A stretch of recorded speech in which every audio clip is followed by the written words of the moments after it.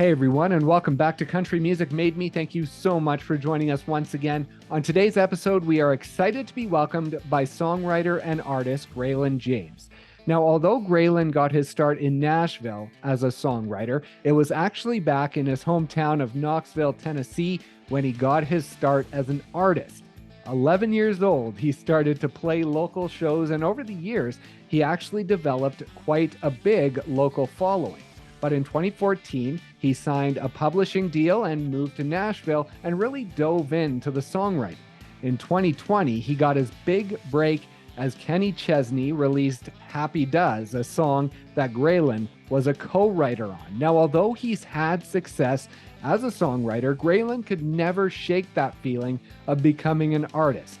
And so, as he reintroduces himself to the world, he is happy to release his new EP, I Hope She Hears These. So please enjoy our conversation with Greylan James.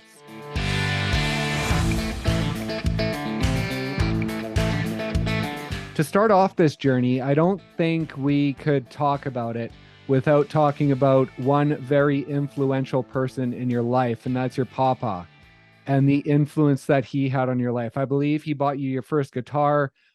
He gave you rides to guitar lessons. He gave you or bought you your first car, I think. You have dog tags from him. So just talk about him, the person he was, and how important he has been to this journey. Oh, absolutely. I mean, none of what I am as a person or as a songwriter, or as an artist, none of it would exist without my granddad. He was a special person. He loved music. He always loved Chet Atkins, the greats like Chet Atkins, Jerry Reed, Waylon Jennings. He would take my brother and I to school every morning, and we would play a Greatest Hits Waylon Jennings CD. And every time I hear that now, I see that Dodge Ram going to taking us to elementary school, and so that's really where my love for, if I had to trace it back, my love for country music began was riding the truck with my granddad. It was always that's where it began. It was always country music on his radio and in his garage playing. And when he found out, that I kind of loved it and I wanted to wear cowboy hats and cowboy boots, and I was singing along to the songs that were on the radio. He went full in on it, and he bought me a little toy guitar for Christmas. And it's a famous story in my family that night when I was 5 years old, when I got that guitar that Christmas night, I played that thing in my bunk bed until my fingers bled, and they had to take it away from me. And and then that was the year that I started kindergarten, and I remember writing down on a piece of paper that my mom still has that says, what do you want to be when you grow up?" And I said, "A country music artist." So it all started with my papa buying me that first little toy guitar. And you're right, man. He took me to guitar lessons. He drove me to Nashville countless times. I can't imagine how many miles we put on his truck going from Knoxville to Nashville. But I owe everything to him, and I miss him like crazy. But now I've got somebody, and I got that guardian angel looking out for me and my career. It's awesome.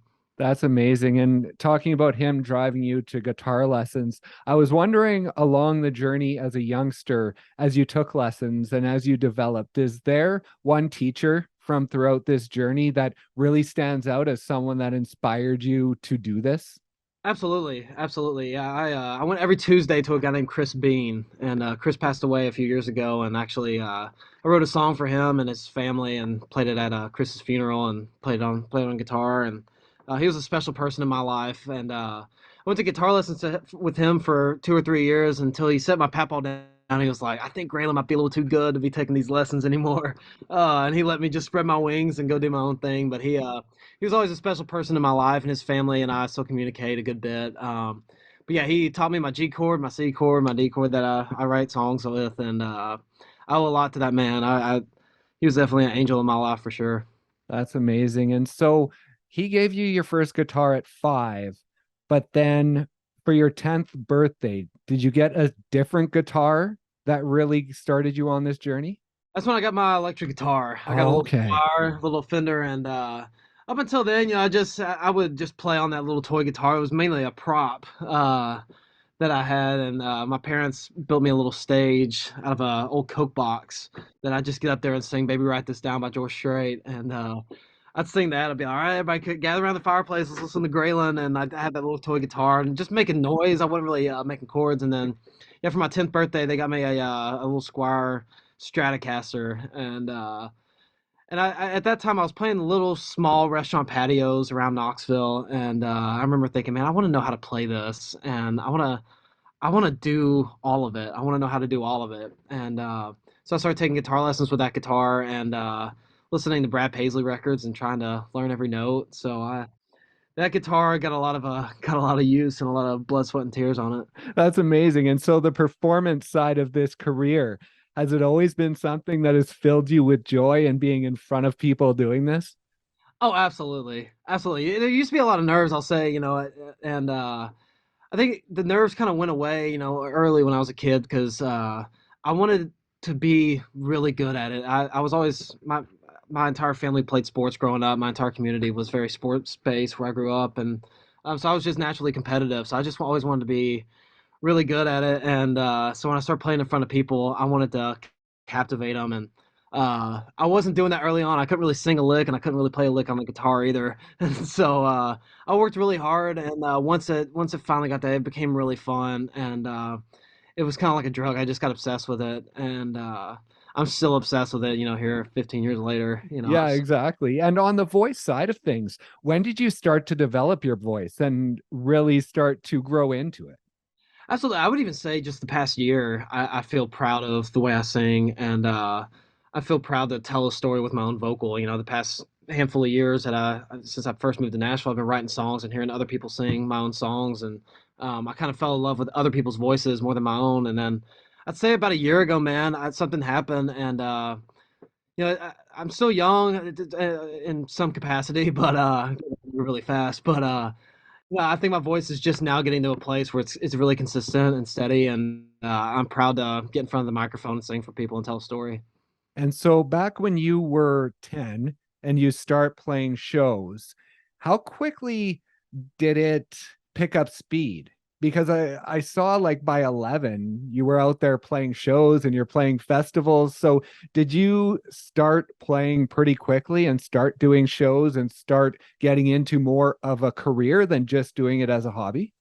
Absolutely, and I owe my parents for that. My brother played travel baseball. I played travel music. I'd say that was my version of it. I'm very lucky that East Tennessee is such a place that supports dreamers for sure. In Knoxville, I come from, Kenny Chesney's from there, Chet Atkins, Kelsey Ballerini, Morgan Wallen. We had so many people that took the same exact path with music and country music specifically, and so there was always somewhere to play, and everybody wanted live music. So even as a 11-year-old kid, my parents were sending out emails and going into restaurants saying, my son sings country music if you ever need entertainment. And so I'd show up, I'd have my cowboy hat, I have my bedazzled shirt, and I'd go on in there and try to rock it out for a couple hours and sing some Johnny Cash covers. And yeah, it did. It progressed from there to where I play little restaurants, and I started playing little bluegrass festivals and country festivals and tomato festivals around East Tennessee, and barn dances. And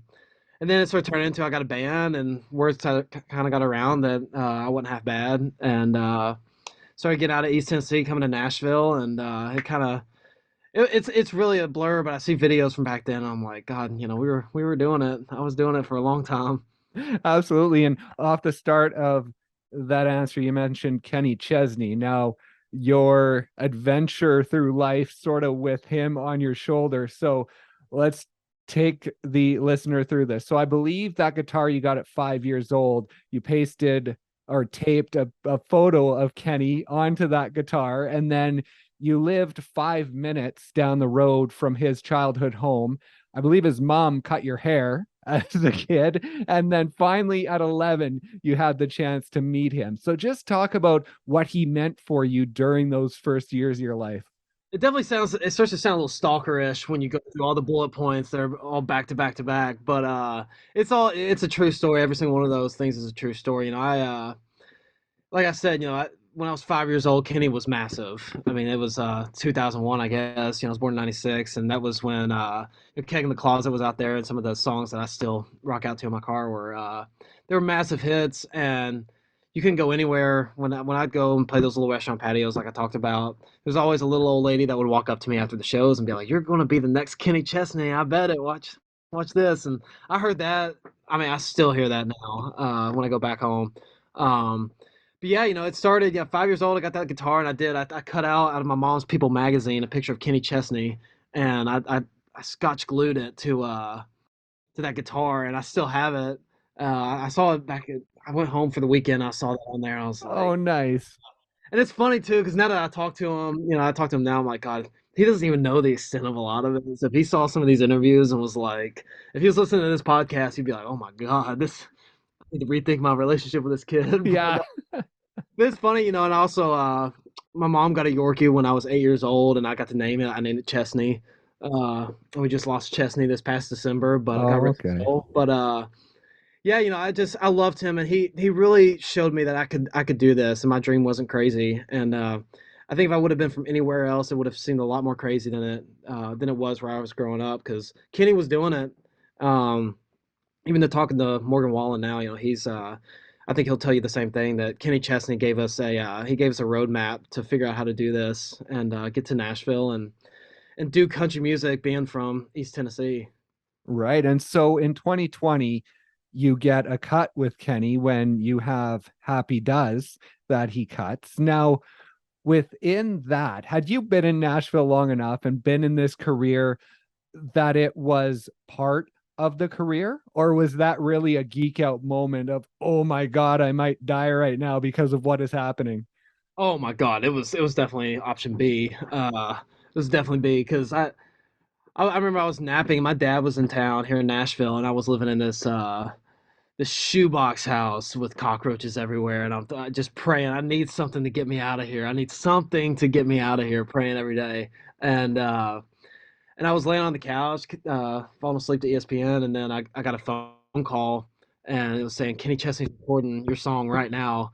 And I remember picking up my dog, and I ran outside. I'm like, I'm getting out of this place. I'm getting out of this place, and I'm never gonna have to buy another beer. I remember saying it to my dad. I'm never gonna have to buy another beer in Knoxville, Tennessee, ever again. Uh, it was life changing, man, and I still have a hard time fathoming it. I see the plaque on the wall with Kenny's face on it and my name there at the bottom, and I still can't believe it. Those 2 years I got to hear that song pretty much every time I got in the car on the radio. It was just I couldn't believe it, and I remember the first time I heard the song because he recorded the song May of I think it was 2018, and it didn't come out until 2020. Right. Yeah. It took a long time for it to come out. I never got to hear it for going on 2 years, and then when it came out, I went home for the weekend. I wanted to experience it. I want to hear it for the first time with my family. So I drove to Knoxville. I got there, and to show you how big of a deal it was, my now sister-in-law had a cake made with like palm trees on it, like Kenny Chesney like lingo on this cake.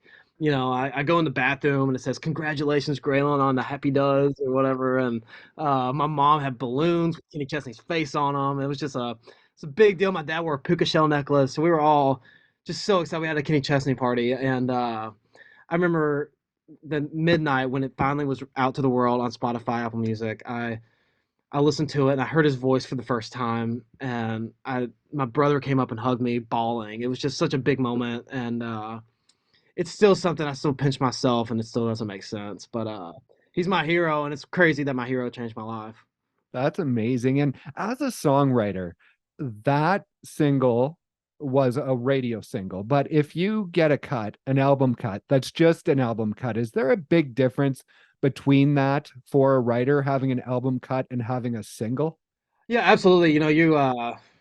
Especially financially, first off, it's a lot different. I think I always say, a first cut is career changing. A first single is life changing. Yeah, that song bought me a house, and that's pretty incredible. And so I don't have to worry. I didn't have to worry about a lot. And plus, now I go out, I play that song for people, and they know it. And I used to be asked on an airplane, by people that are like, "Oh, what do you do for a living?" And you're like, "I'm a songwriter." Well, have you written anything I know? Yeah.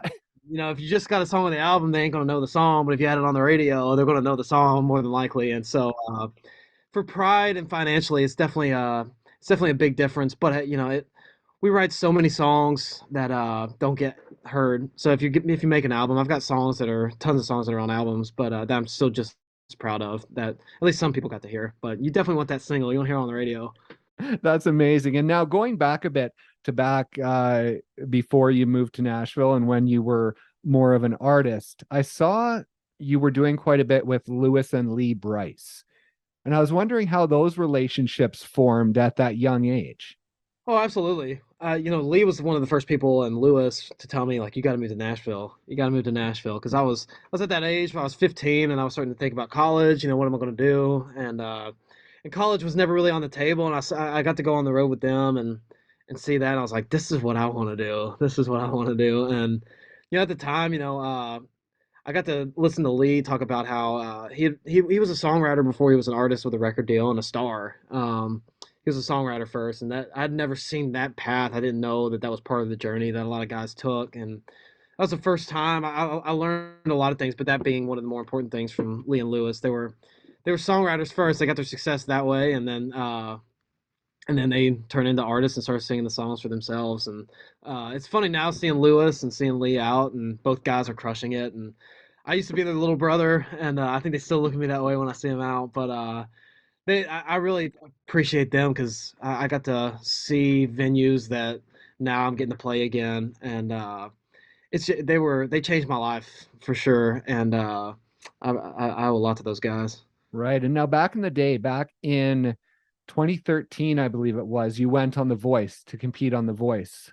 Um, Now, although you didn't make it very far, I wanted to ask about you were back there in 2017. You're on a writing trip in LA and you got to go sort of behind the scenes of The Voice. So within this journey, as you look back on what you were able to do and now where the journey has taken you and sort of the crossroads that creates, what do you think about that? No, it's pretty wild, man. Like getting to see, when I was on The Voice as a contestant, I was so young. I didn't know what was going on. I thought that was going to be my ticket to stardom, and that was going to be the thing, and the rest was going to be history, and it absolutely was not. It was definitely a learning experience, but like you said, my life has had a really funny way of connecting dots. And with the Kenny Chesney thing, growing up and admiring him to writing a song for him and him becoming a close friend, and then The Voice, like you said, I go back as a guest of the show instead of a contestant, and that's cool. And then even like writing songs that Blake Shelton loves and he's hearing and thinking about recording and hopefully going to be coming out. Like those are things that it's really cool that it's making up for the disappointment, sometimes. And like you said, I was an artist before I became a songwriter. Now I'm going back to being an artist, and so I'm getting to revisit these things and fulfill a dream that maybe it didn't come true, when I was 15 years old. But now, 15-year-old me would look at 26-year-old me and be like, "Oh my God, we're crushing it, dude." So it's pretty cool, man. I have nothing to say, but I'm thankful. That's awesome. And now 2014, I believe it was, you signed with Love Monkey Music, is it? Yeah, Yeah, yeah. and Bob Dipiero. What did that mean within this journey? At that point, did you see songwriting as a path, or was that relationship something that showed you that, oh, maybe I could swerve this way to create a bit of a niche and a career within songwriting? Absolutely. I'd say it's a little bit of both. I think that when I got here, to me it was a ticket to move to Nashville. I got to move to a job, and then I got here and I was like, oh my God, I gotta write songs every day. I'm like, what is this? I had no idea. I didn't know what any of the process was. I got to see a contract. I got to like take a contract signing photo and all that stuff was cool, but it definitely was like a oh my God moment because I didn't know what any of it was. I didn't know who these people were that were on my calendar. I opened my calendar app. There's these random names, and I'm supposed to write a song with these strangers. Up until then, I'd only written songs by myself in my bedroom at my parents' house. Oh, okay. So, going into these massive buildings filled with songwriters that were so much better than me, and I was like, oh my God. And I'll never forget, Bob's a Hall of Fame songwriter, and Yeah. for him to take a chance on me, I'm very blessed for that he saw something that I didn't even see back then. But remember I wrote a song with a title that Bob had also written that same title, and he was like, I just want to show you the difference in song quality. And that was the day my life changed because he played me what he had written to this title with the same exact title, and then my song, which was so much worse. And I was like, oh, so that's how you do it. And so lessons like that, learning from a hit songwriter at that age was it was life changing. And Bob's definitely been a mentor of mine, and he's written 20, 30 number ones. So getting to see that every single day, definitely it definitely opened my eyes, like, oh my god. And I got to see stars that I heard on the radio and grew up listening to walk in this building that I also worked at. So it definitely was definitely something that opened my eyes when I first got here. So yeah, that was definitely really important part of my journey. And so when you made the official move to Nashville at 18 years old in 2014, I believe it was, where was your mindset? Were you still thinking about the artist path, or had you sort of switched at that point to thinking that maybe you'd have to do songwriting for a few years? Well, I'll say, I wrote for them. I wrote for that company for 2 years, and those 2 years, I still thought like I'm one song away, or I'm one moment away from being a star, and I was going to be an artist, and I was going to be selling out stadiums, and which was very naive at the time, but to me, in that moment, it was realistic because I was in Nashville with all these famous songwriters, and then. But my songs weren't good. They were bad. The songs I was writing were really bad. I don't know what I thought I was going to sing in these stadiums that I thought I was going to be playing really soon. Uh, Right. but the songs were bad, and so at that time, they were like, we can't make this work anymore, and I got let go from that company, and then that's when it hit me, like I gotta get good at this. If this is what it takes, I gotta become good at this. I thought the guitar and the singing and being young was going to be my ticket to this, and I thought it was just going to fall in place like everything else had, but it didn't. And I was like, I need to dig into this. So for 6 months, I didn't have a publishing deal. I wasn't writing for anybody. I was having to write songs with people that worked at restaurants in Nashville, and um, I had to figure out how to write good songs to get another publishing deal, to get another shot. And I thought about moving home. I was like, I don't know how I'm gonna make this work. And then Right.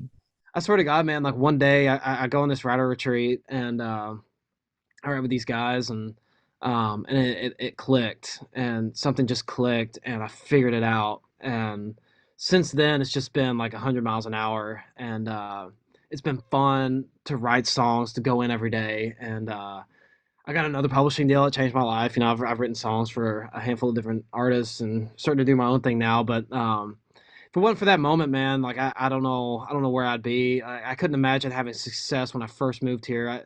I definitely wouldn't love it as much as I do now, because I love telling great stories and doing it in a efficient way.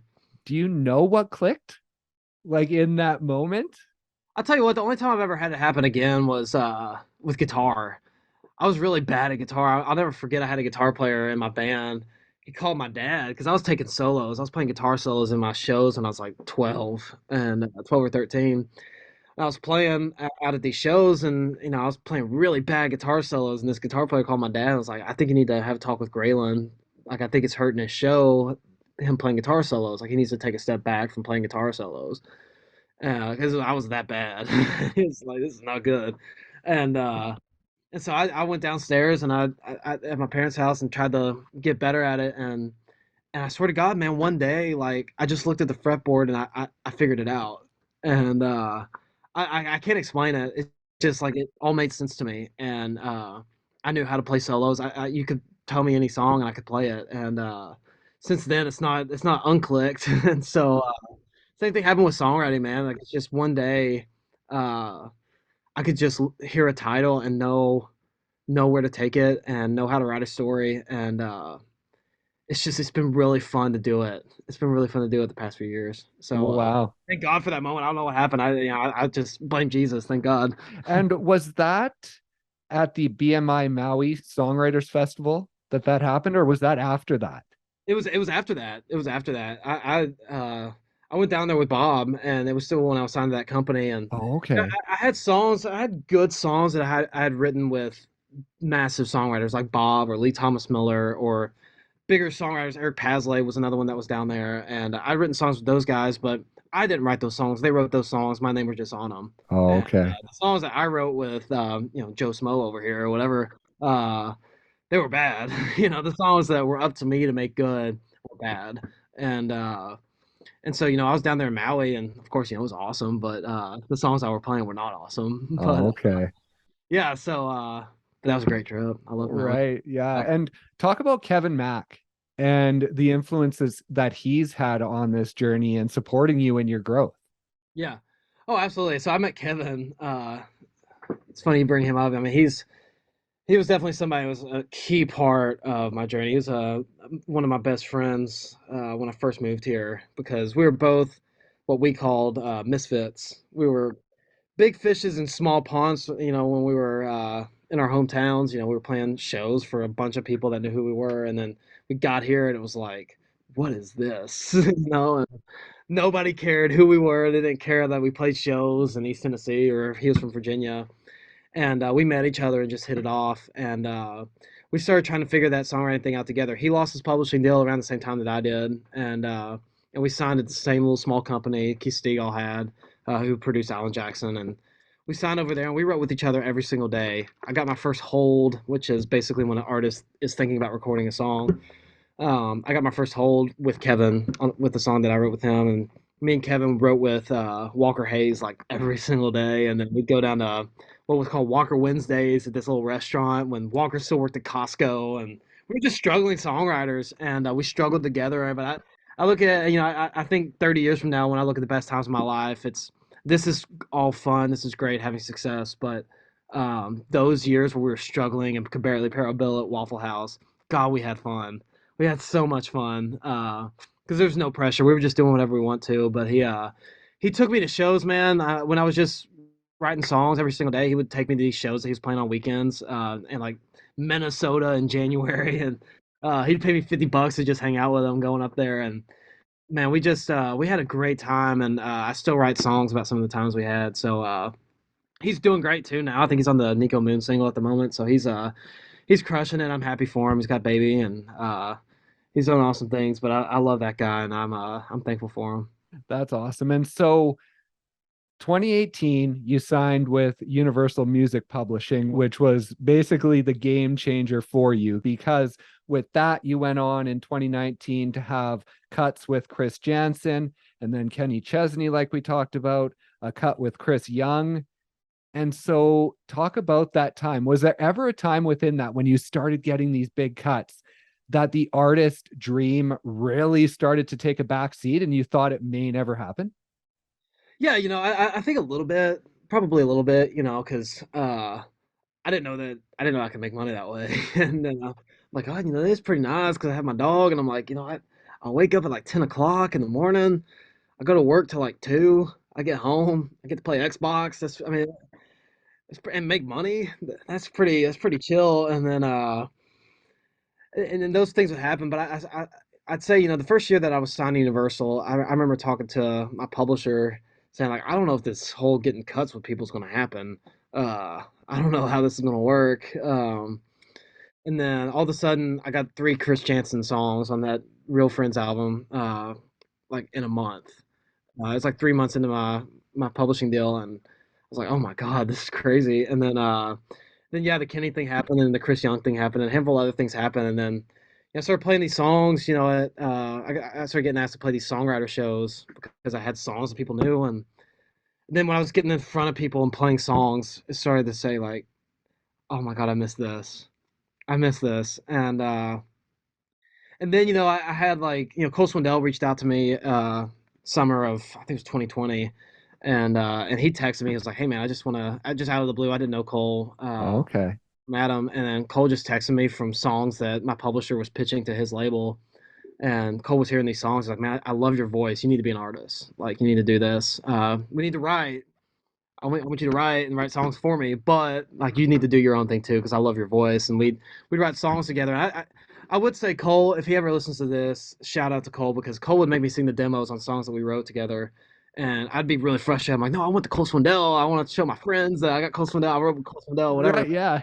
Uh, but Cole would force me to sing on the mic because he's like, man, I'm a fan of you and I'm a fan of your voice too. Like I want to hear you on some of this stuff, and I want your inflections. And so that started kind of putting the seeds in my brain that hey man, like I can do this. I should do this. People want me to do this, so and I want to do it. And since I've been playing shows this year, Man, like it's a bug, and I got it bad. And now there was a show in October of last year that you got to play at home in Knoxville with Parker McCollum. Now, is that one of the first shows that really set you on this path to being an artist? Yeah, it's definitely like the comeback. It was like Elvis comeback special. No, it was crazy, man. I think just luck of the draw to add it to the story, man. Like when I started wanting to do the artist thing again, when I started recording my own songs, like Where You Got It From, which is going to be on this EP that we're going to be discussing here in a minute. Yeah.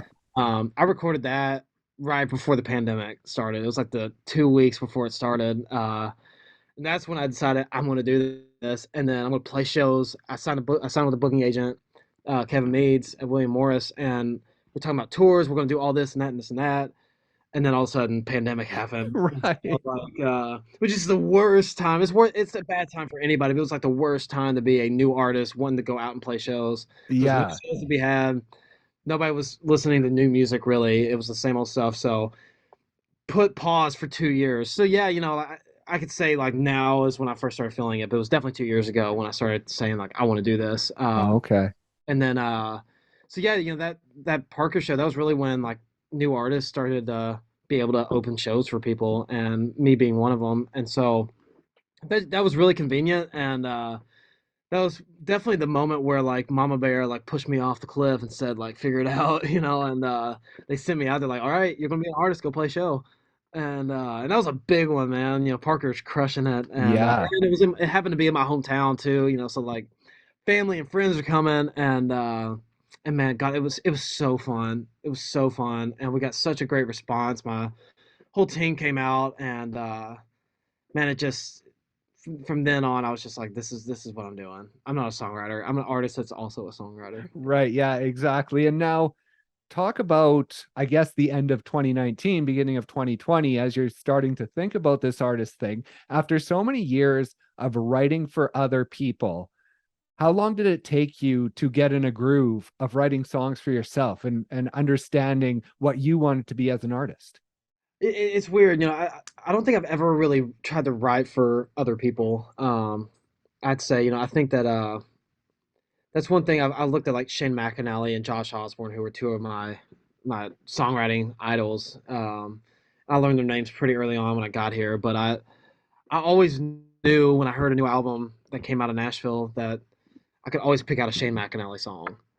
And it didn't matter if Jake Owen was singing it, or if Cole Swindell or Kenny Chesney, or even Kelsey Ballerini, female artists. I could always hear Shane McAnally wrote this, or Red Akins wrote this. Like my favorite songwriters always had a way of writing their songs, and people wanting to do that.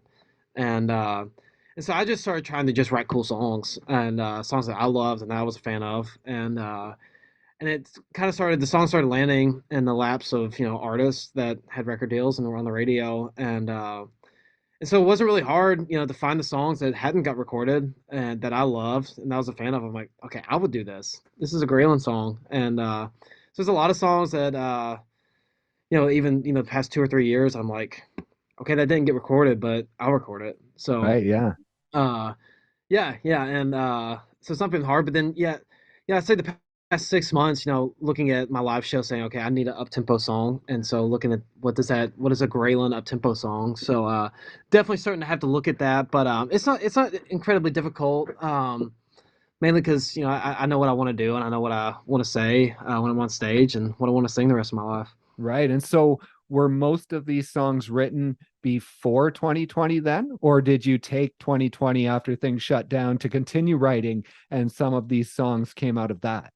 These songs definitely, a lot of these songs are quarantine songs, 2020 and 21 songs. My last release, Walls, was written in December of 2021. Oh, okay. So that's a new song, but Damaged was that was a Zoom song. That was one of the first songs I wrote on Zoom in 2020.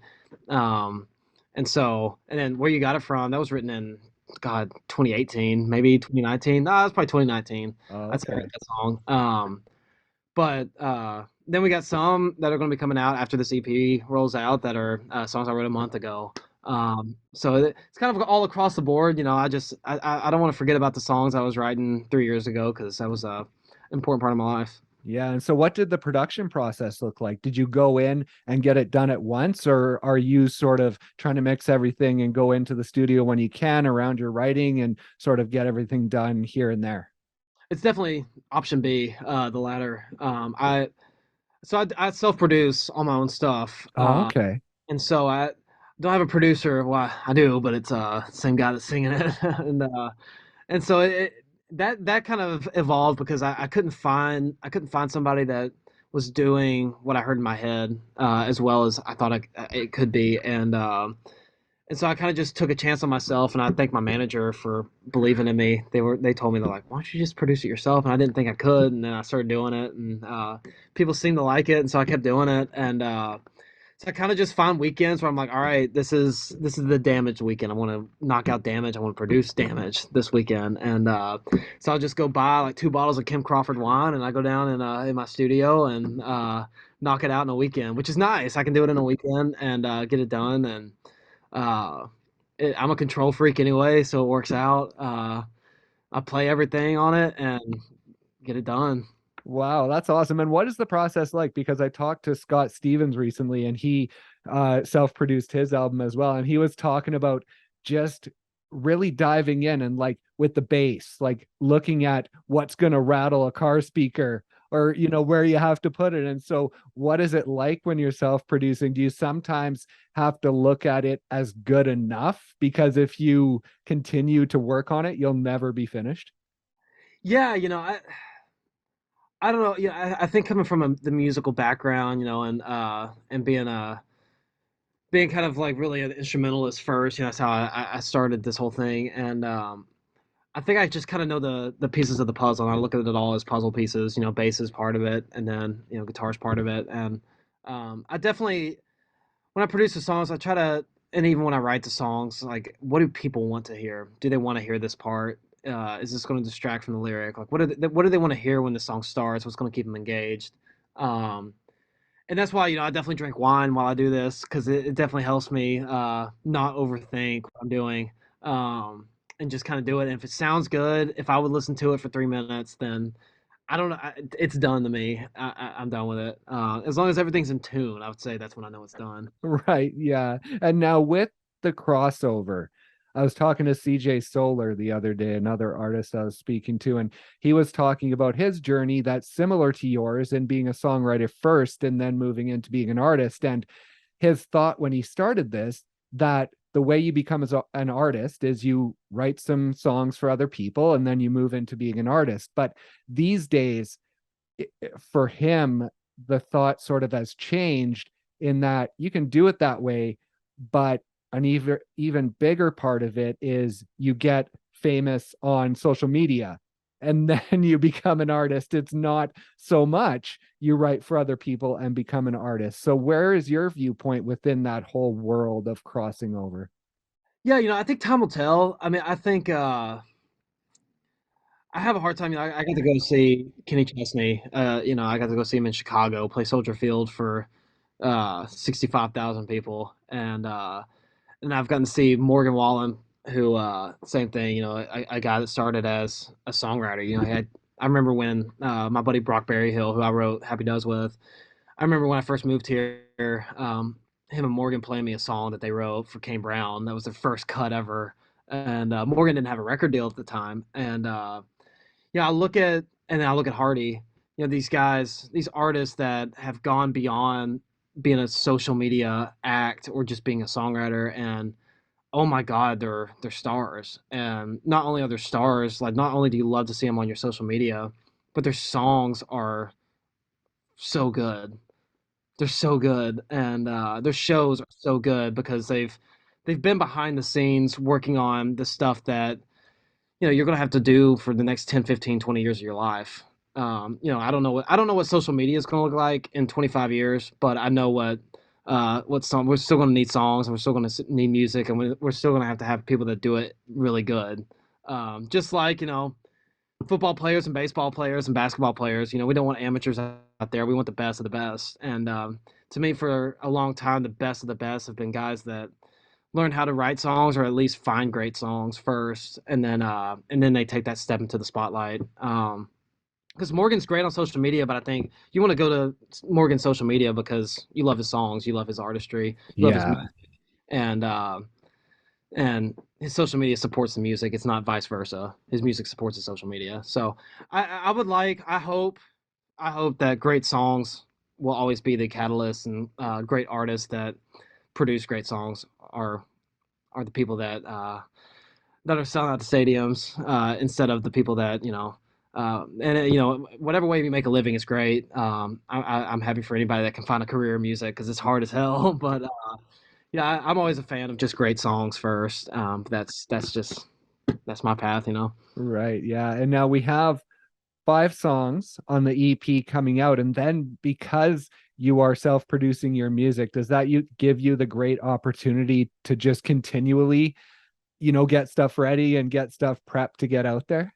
Absolutely. Oh my God, absolutely. And I'd say that's another thing about, being a songwriter first and then, artist second. After that, is, I've always got the itch to want to go write a song, and I also have the ability to go cut that song and put it out as fast as I want to or as slow as I want to.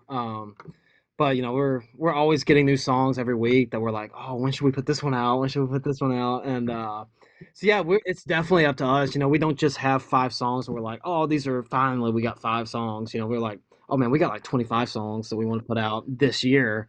And so we're just having to take our time, not trying to overwhelm anybody, but yeah, we're stacked and we're locked and loaded.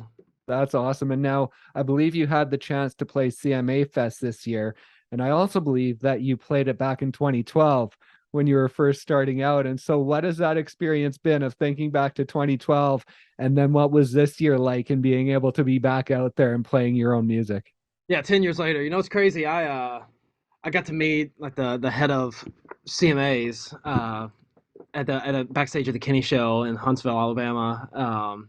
A couple weeks before my actual first artist CMA this year, and I was telling her about that time, where I came to Nashville and found my way on a stage in CMA Fest, and how I'd been to when it was called Fanfare when I was a baby. So obviously it was a massive silver lining thing for me. To see the CMA Fest logo with my name next to it, it was just it was incredible, and I got to wander around the streets of Broadway in Nashville just to go hear songs that I wrote for other people, and then also like getting to go on stage and sing my own stuff. So it was just it was an incredible week, man. That was one of the best weeks of my life for sure. That's awesome. And so, as you jump into this artist career, you've talked about it's not an easy career. And so, are you prepared for what's to come? Absolutely, yeah, absolutely. I think again, I hope that I hope that my songs connect with people, and it seems like they have been. And I just want to keep doing that. At the end of the day, I write songs to tell stories, and I sing them just because I love it. At the end of the day, even if other people don't, I love it. I love doing this, and so I'm obsessed with it. I'm gonna keep doing it no matter what. That's awesome. And a bit of a cheesy question, but once people have the EP out for them, is there one song that if they had to start with one song on this EP, I know you order them, there's a reason for the order, but is there a song within here that you would say, go listen to that one first? You know what? I hope people listen collectively. I really do. I mean, I think the title of the EP is "I Hope She Hears These," and you know, I I have a person that I hope hears the whole thing I was collectively. gonna ask, I was gonna say, is there someone who is the she within the title? Oh, absolutely. And now I think we all got the he and the she that we hope hears a certain song, by George Strait. We're like, oh, I hope she hears that and thinks of me too. Like I'm thinking of her right now. So I hope I hope people hear these songs collectively and can put themselves in the lyric and put their heartbreak or their person they're in love with as the she in these songs, because they definitely have there's a common theme in these songs. So that's why I hope that people can at least give one pass through all 5 of these songs.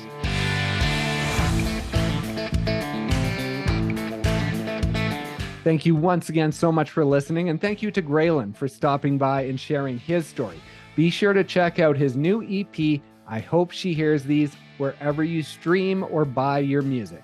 Please also be sure to give us a follow or maybe even leave us a review if you enjoyed today's episode, and head over to countrymusicmademe.com to sign up for our newsletter. There you can stay up to date on all of our upcoming guests as well as receive exclusive content. Just head over to countrymusicmademe.com and hit that subscribe button. Thank you once again so much for listening, and we'll see you next time on Country Music Made Me.